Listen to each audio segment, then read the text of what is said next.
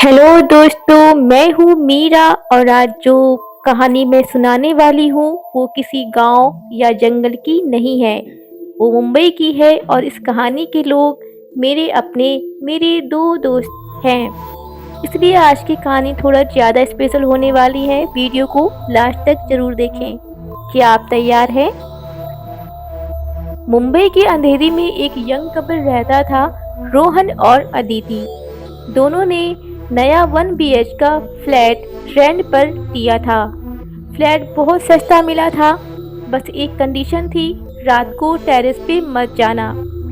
उन्होंने इग्नोर किया। एक रात अदिति को टेरेस से पायल की आवाज आई, छन छन। रोहन ने कहा हवा होगी, लेकिन नेक्स्ट टाइम डोरबेल बजी 3:15 पर। दरवाजा खोला, कोई नहीं, बस जमीन पर गीले पैरों के निशान, जैसे कोई समुंदर से आया हो। अदिति को सपने आने लगे, एक खूबसूरत औरत लाल साड़ी में खुले बाल समंदर के पास खड़ी। वो बोलती है ये घर मेरा है। अदिति सुबह उठती है तो मिरर पर उंगली से लिखा होता है चले जाओ। रोहन को कुछ नहीं दिखता, बस अदिति को महसूस करती है जैसे यक्षिणी उसे टारगेट कर रही हो। धीरे धीरे रोहन और अदिति के बीच झगड़े बढ़ने लगे। छोटी बात पर लड़ाई। अदिति के फोन में अननोन फोटोज आने लगे। टेरेस की पिक्चर जिसमें एक औरत खड़ी होती है। रोहन को लगने लगा अदिति मेंटल स्ट्रेस में है। यक्षिणी का मकसद क्लियर था, कपल को अलग करना। बिल्डिंग की वॉचमैन ने बताया 10 साल पहले टेरेस से एक लड़की ने जंप किया था। लोग कहते हैं वो किसी से धोखा खाकर टूट गई थी। तब से वो किसी से भी खुश नहीं, किसी भी अच्छे कपल को, खुश कपल को देखती है उसे गुस्सा आ जाता है और वो उसे अलग कर देती है, उन्हें मार डालती है। एक रात रोहन ने टेरेस का डोर खोला, देखा अदिति वहां खड़ी थी। उसके सामने वही लाल साड़ी वाली औरत। हवा तेज चल रही थी। औरत बोली, या तो तुम दोनों अलग हो जाओ या मैं तुम्हें अलग कर दूंगी। अचानक लाइट चली गई। चीख चीख। सुबह फ्लैट खाली था। रोहन और अदिति दोनों शिफ्ट हो गए,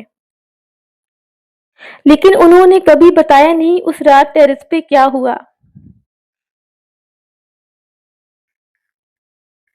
अगले अगले दिन क्या हुआ कि आप जानते हैं? अंधेरी के उस फ्लैट में रोहन और अदिति बिल्डिंग छोड़ दी थी। लेकिन कहानी यहाँ खत्म नहीं हुई, क्योंकि कुछ चीजें घर नहीं छोड़ती, वो लोगों के साथ आ जाती हैं। रोहन और अदिति बांद्रा में नया फ्लैट लेकर रहने लगे। सब नॉर्मल लगता था, 2 हफ्ते तक सब ठीक था। फिर एक रात अदिति किचन में पानी लेने जाती है और उसको लगता है कि शायद कोई उसके पीछे खड़ा है। फ्रिज का दरवाजा खुद ब खुद खुला।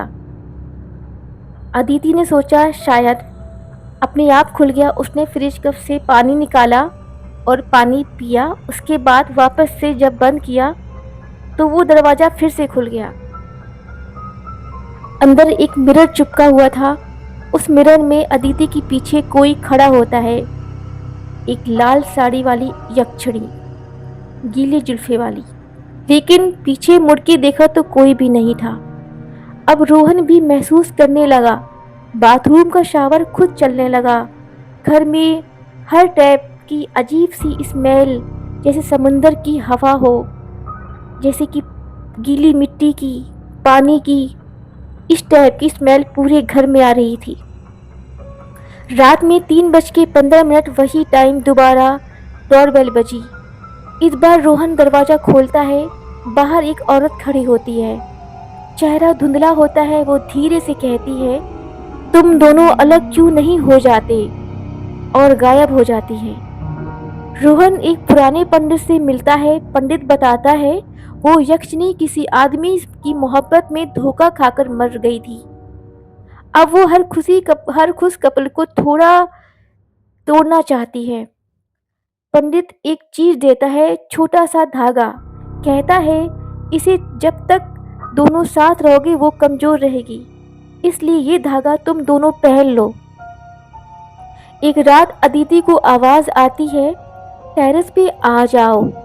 वो नींद में चलती हुई बिल्डिंग के टेरेस पे पहुंच जाती है। रोहन पीछे भागता है।